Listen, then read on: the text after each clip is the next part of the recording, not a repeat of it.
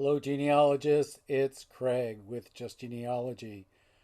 I thought since we're over 85 sessions, I might have a news and correction session finally. I intended to have one of these about 70, and we're about 15 past that, largely because I wasn't aware of anything I needed to correct. Boy, how wrong can I be?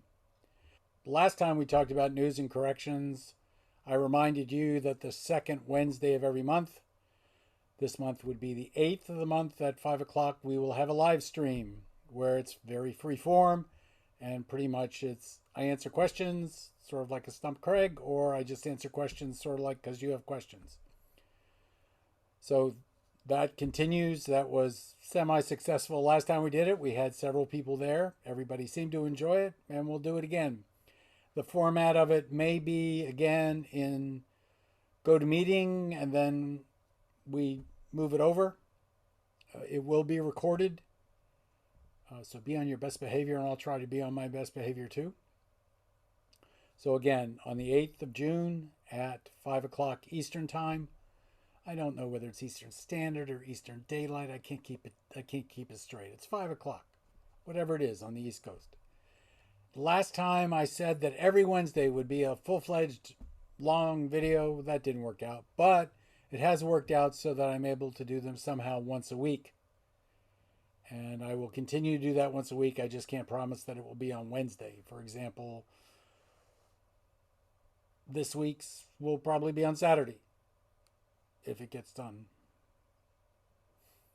But once a week is my goal, to provide you with a longer video in the 25 to 35-minute range. And to be honest, that's very self-serving on my part. I have lots of long videos that are more than an hour long, most of them. And what is part of the problem is with these short sessions, there is very little opportunity to get hours of viewing. We're currently in very good shape. We have almost a third of the subscribers necessary to get to the 1,000. We have about 316, 17, 18, 19, something like that. I don't pay attention to it more than 5 or 6 times a day. And we have topped 400 viewing hours, which is 10% of what we need to get to the 4,000. Things theoretically change from YouTube's perspective when we get to those points, and I'm anxious to get to those points whenever I can.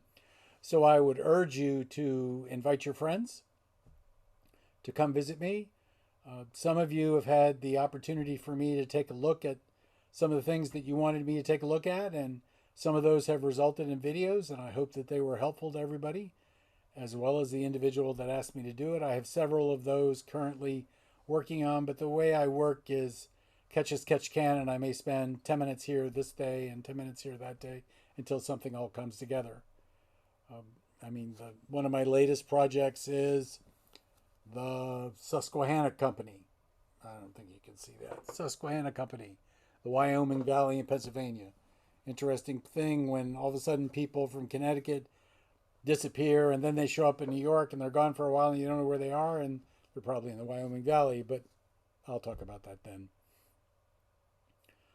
So some of the mistakes I made during the past 30 some, 40 some, I confused Burkittsville, Maryland, which is in Frederick County, with Burtonsville, Maryland, which is, I still think, in Prince George's.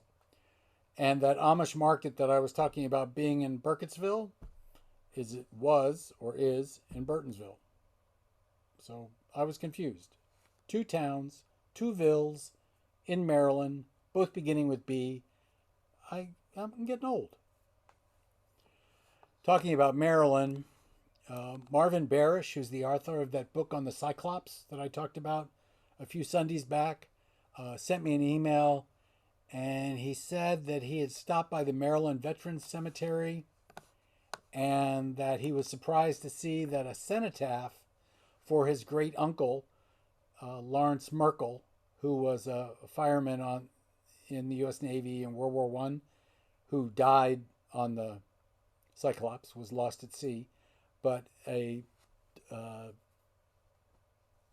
tombstone, is now in place in the Maryland Veterans Cemetery, and he's going to be working on looking into getting Navy honors for him He's also got a few TV programs coming up that will relate to the Cyclops. So I'm really looking forward to being able to see those. Not long ago, like in the last couple of days, I did, it may have even been yesterday or the day before, I did something on the Access Archives database relating to the archives. And after I did it, I got to thinking, and this is a problem I have, is that after I do these things, I get to thinking and go, oh, I missed, I forgot, I should have. And that's just how I live my life. I'm never satisfied with what I've done. But anyway, I got to thinking that there was this German database, and I was talking to somebody else today, and she said, well, there is a Irish database out there. And I thought, wait, Thomas Balch Institute, if there's an Irish database and a German database, there has to be an Italian database and a Russian database, because those are the 4 series of books the Balch Institute did.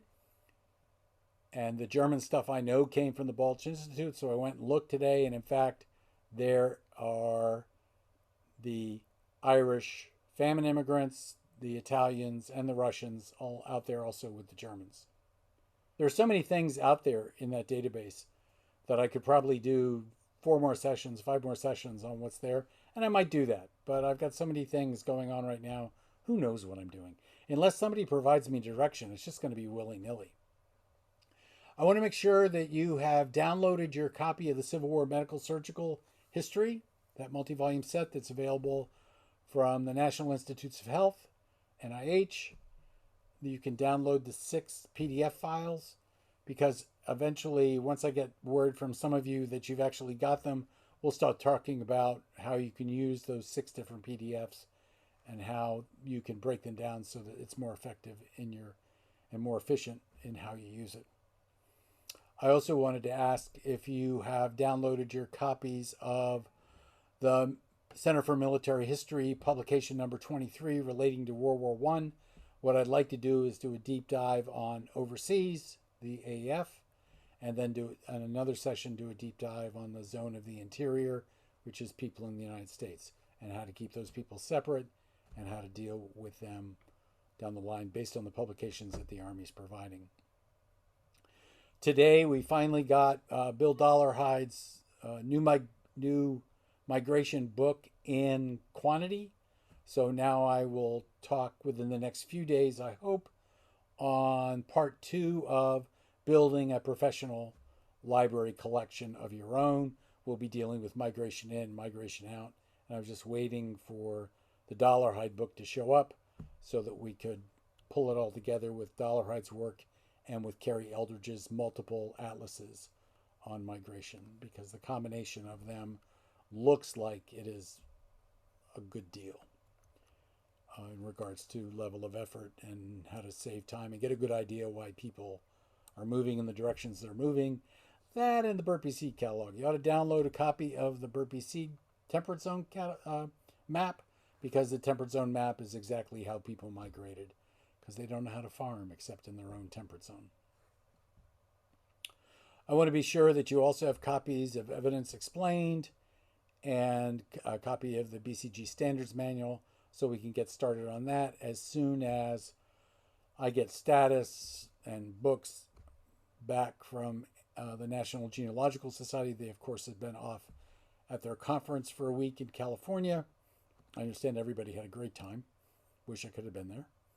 But the NGS books are, all of the NGS books are that are of germane to what I'm talking about, genetic practice, genealogical proof, genealogical documentation, numbering, they're all out of print right now. So until they get back into print, there's no use in even talking about them, and that's just a shame. So I'm very anxious for them to get back into print. We'll probably start working on some of those chapter by chapter so that we can get through them, and we'll start going through this. Once they're also back, we'll start going through the standards manual, standard by standard. That will be fun. Although I've read the standards many times, I've never sat down and thought really, really hard about them. And I'm hoping that we can spend some time together and think about them really, really hard together And we may do those as live sessions just so we can have discussions. Let me know how you feel about that. I am amenable to a lot of things. This is a very flexible format for me, and I want to make it everybody comfortable and everybody in a conducive learning situation. So what's left? As I've said before, day by day, doing this seems to be working fine. It gets a little stressed sometimes, and you can always tell when I'm stressed in regards to time, because all of a sudden it's a single book for a discount day that you probably didn't expect to have happen. If there is a book that you would like me to put up for a discount that's on the Heritage Books website, I'll have to vary the discount as a function of who the publisher is. But if it's a Heritage book, if it begins with 101 dash, that's a Heritage book. Usually I'm going to make that book available at a 40% discount to you, at least for the first 25 people.